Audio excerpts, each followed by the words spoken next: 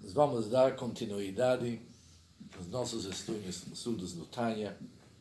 Nós somos agora no Tânia, Perek Dalet, capítulo 4. Quem está usando o Tânia em português, nós somos na página 89.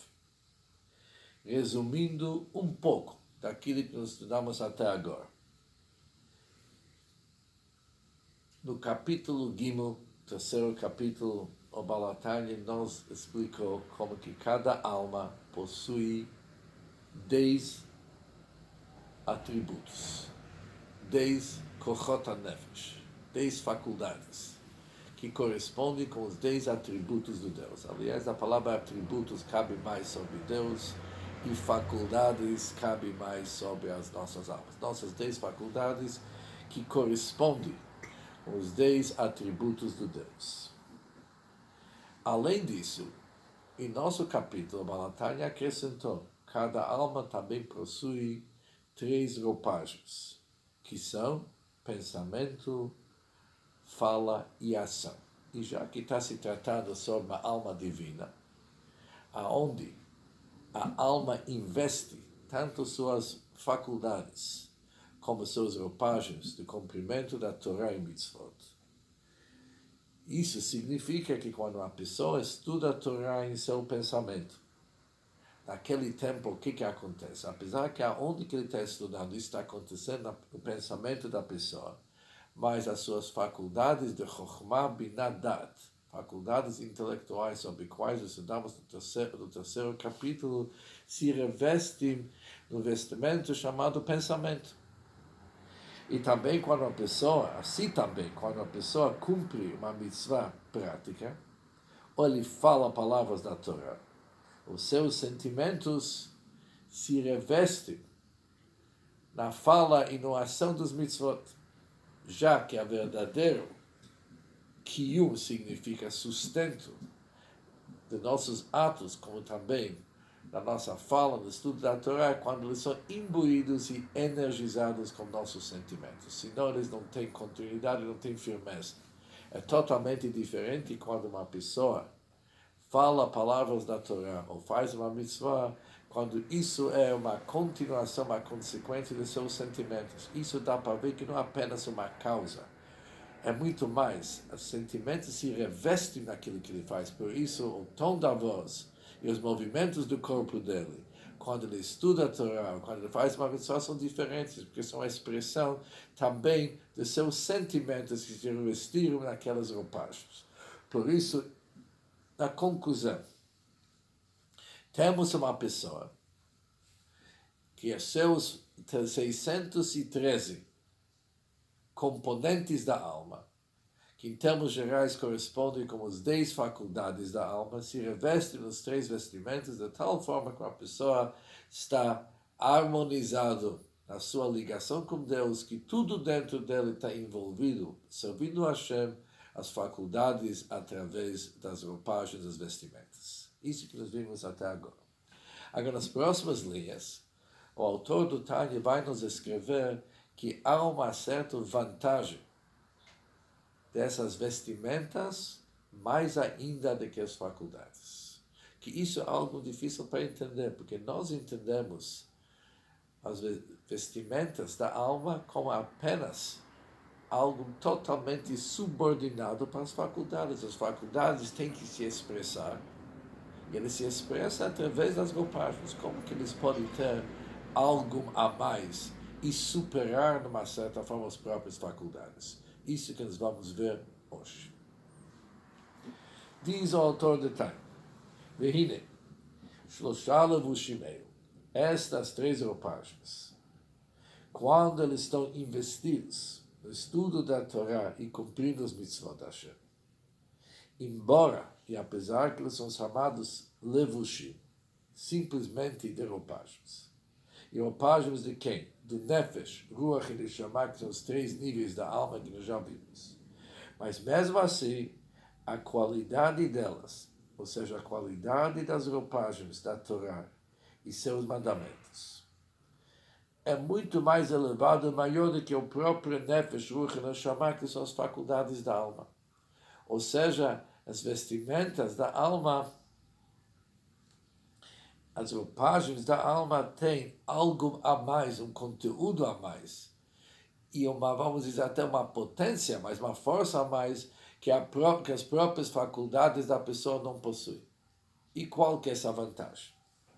Isso vamos entender, como Shekatuv Zohar, conforme está explicado no Zohar, Oraita vekutshebrichu kuluchat, que é a Torá, Oraita é a Torá, Kutshabrichu é Hakadosh Baruch Hu, o Santo, abençoado ele seja.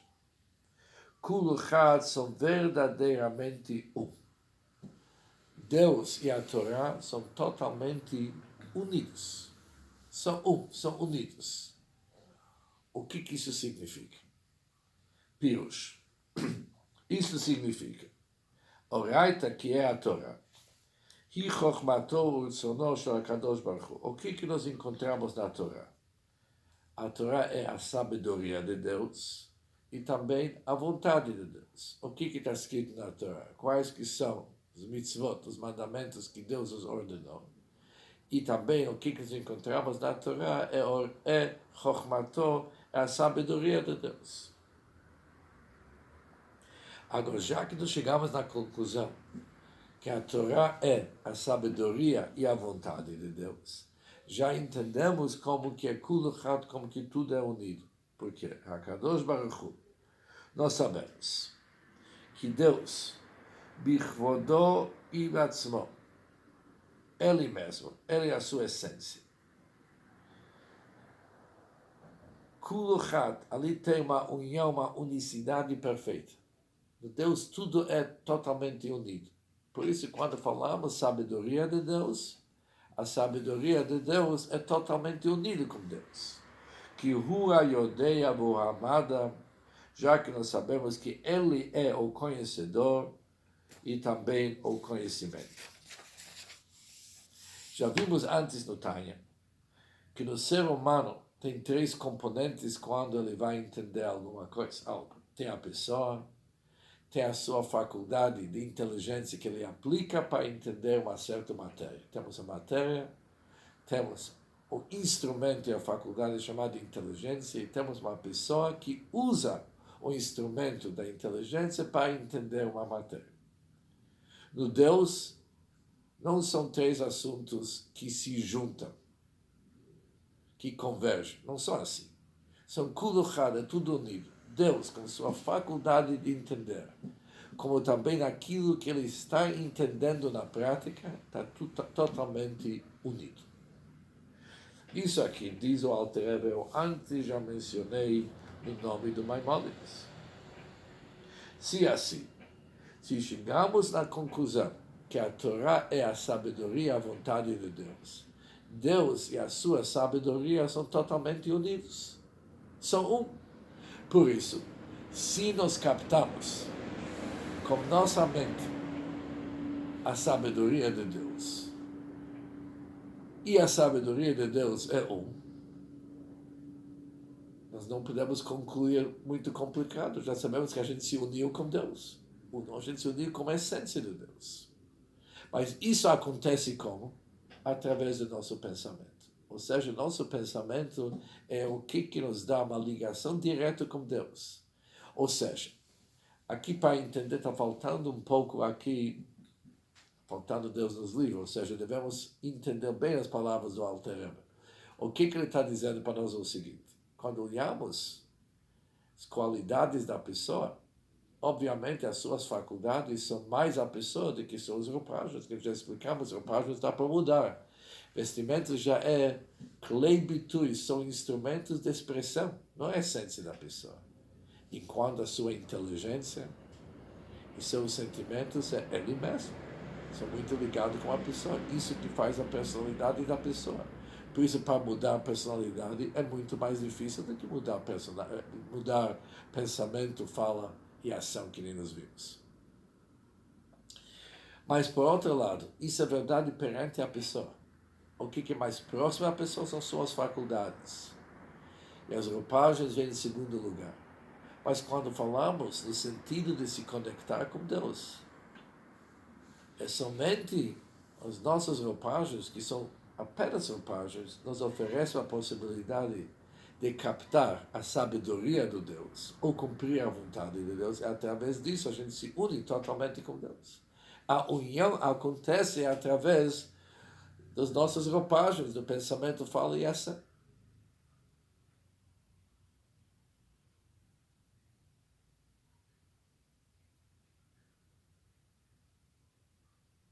Por isso, na certa forma, conclui o autor do Tânia que nossas roupagens, apesar que são chamadas roupagens, mas eles têm algo a mais para nos oferecer, que é esse contato íntimo com Deus, que logo vamos ver que é íntimo e infinito ao mesmo tempo.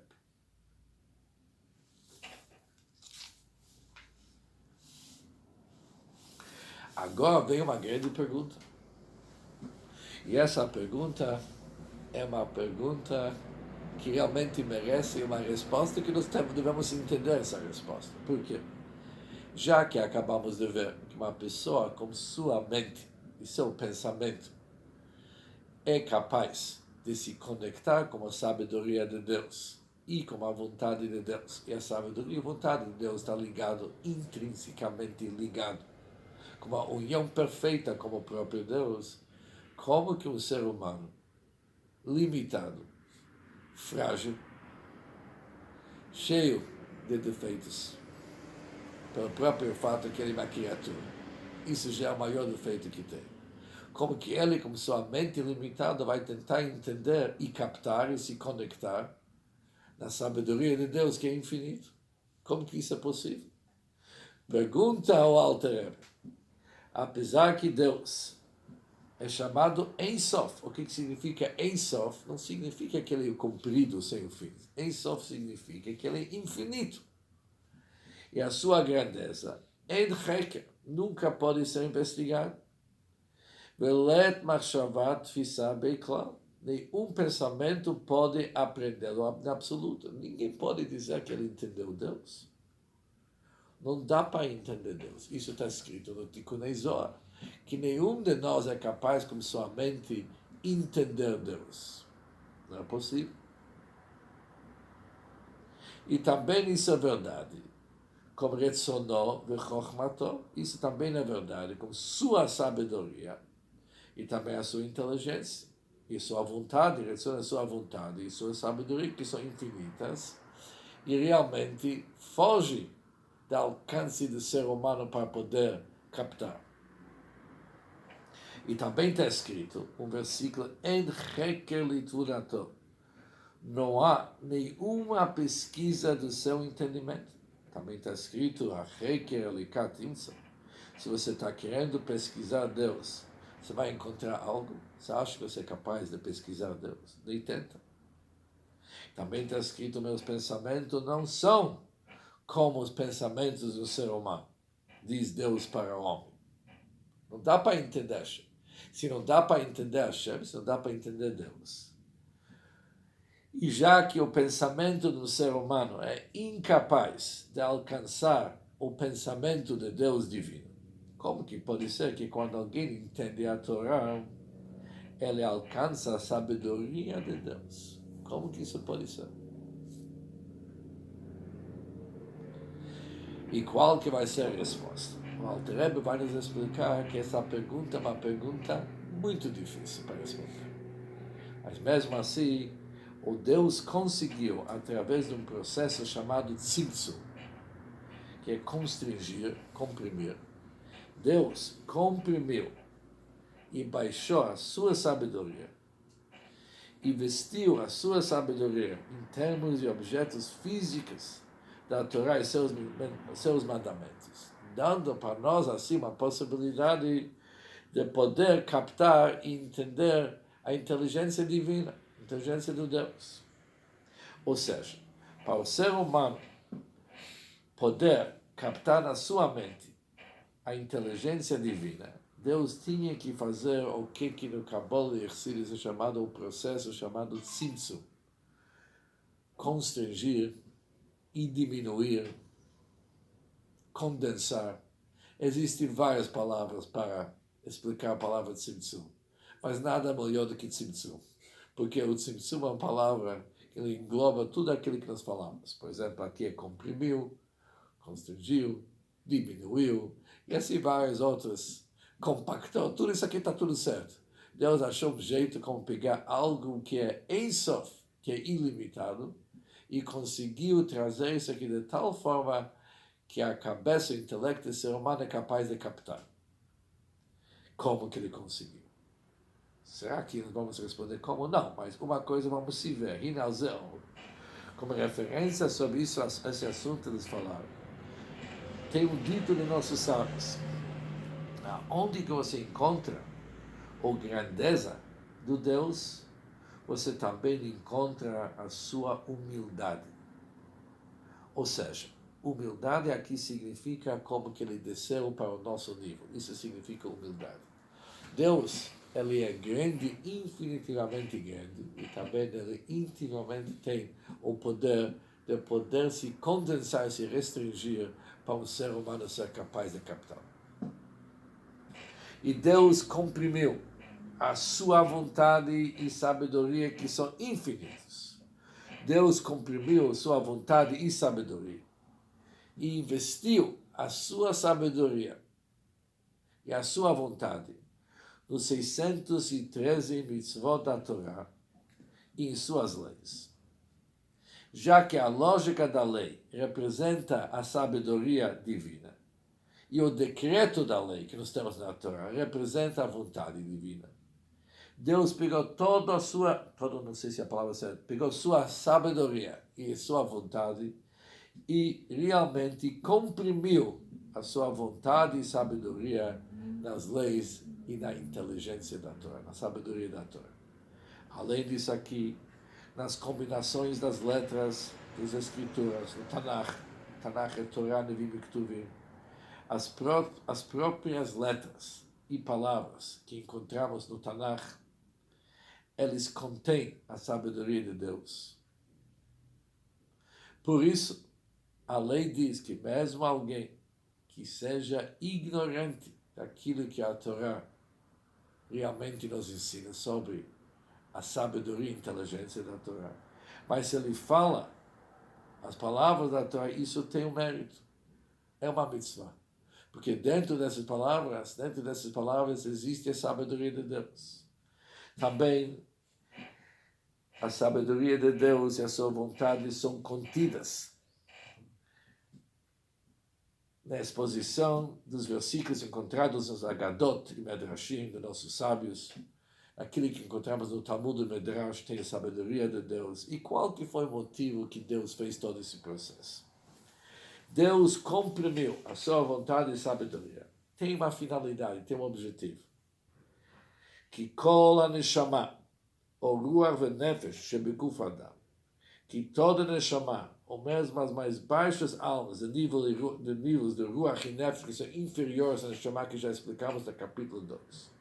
Todos os níveis da alma, que se encontram no corpo humano, para que sejam capazes de alcançá-lo com seu intelecto, em primeiro lugar. Que o nosso intelecto seja capaz de captar a sabedoria de Deus. Por isso Deus nos oferece sua sabedoria na forma de tzimtzum, constrangido, comprimido. E também com a finalidade que cada nefesh, ruach e neshama pode cumprir o que cada alma é capaz de cumprir, b'maseh, dibur e machshava, ação, fala e pensamento.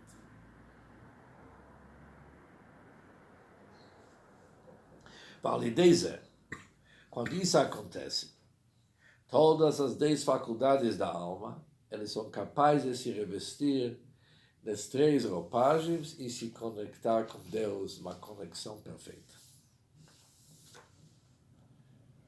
Isso é algo fundamental no estudo da Hassidut, e já no início do Tanya, Balatanya deixa isso claro para nós. Quando alguém estuda a Torá, o que acontece naquele momento? A sabedoria de Deus, que é unido com Deus, com a harmonia perfeita, acaba entrando na cabeça, no intelecto do ser humano. É uma viagem que jamais que o ser humano é capaz de entender como que ele é capaz de realmente receber essa sabedoria. E somente Deus, conforme vamos ver nos próximos capítulos, com sua força ilimitada, usando o processo chamado Tzimtzum, nos entregou a sua sabedoria, a sua vontade, de tal forma que é made to order, é feito pelas nossas medidas para a gente poder realmente se adaptar com essa realidade. Senão, a distância entre Criador e aquilo que foi criado é ilimitado. Não tem como fazer nenhuma comparação, nenhuma ligação, aliás. E por isso a Torá é comparado a Maim, a água. Da mesma forma como a água desce do nível mais alto para os níveis inferiores e baixos, isso é a qualidade da água. Se ela tem para onde descer, ela desce. Ela encontra todas as aberturas e possibilidades para descer. Assim também a Torá foi comparado com a água. Ela desceu do seu lugar de glória. Isto é, do plano espiritual sublime, que é a sua fonte, que é a vontade e sabedoria de Deus. E já vimos antes, quando falamos sobre a sabedoria de Deus, logo devemos falar, e a Torá e Deus são unidos, já que a sabedoria de Deus, como a Torá, a sabedoria de Deus e a sua essência, e Ele mesmo é com E maiúsculo, Ele mesmo são totalmente ligados. E ninguém é capaz de entender a sua essência. Mas naquele lugar, naquelas alturas, a Torá fez uma viagem. A Torá percorreu uma descida através de estágios ocultos, etapa por etapa, usando o sistema chamado Hishtalshelut, o desencadeamento dos níveis, até que chegou para as nossas realidades. E quais que são nossas realidades? Coisas materiais,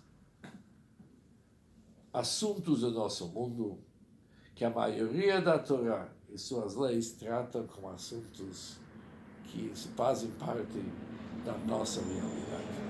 Também a Torá desceu das combinações das letras físicas escritas com tinta num livro, no Tanakh, os 24 livros da Torá, Nevi'im e Ketuvim, dando para cada um de nós uma possibilidade de quando a gente se aprofunda nessas palavras da Torá, podemos realmente se conectar com Deus, para que todo pensamento seja capaz de alcançar a sabedoria de Deus, e de modo que até cada fala e ação, que é o nível mais baixo, sejam capazes de alcançar através do cumprimento dos mandamentos em fala e em ação da Torá e Mitzvot.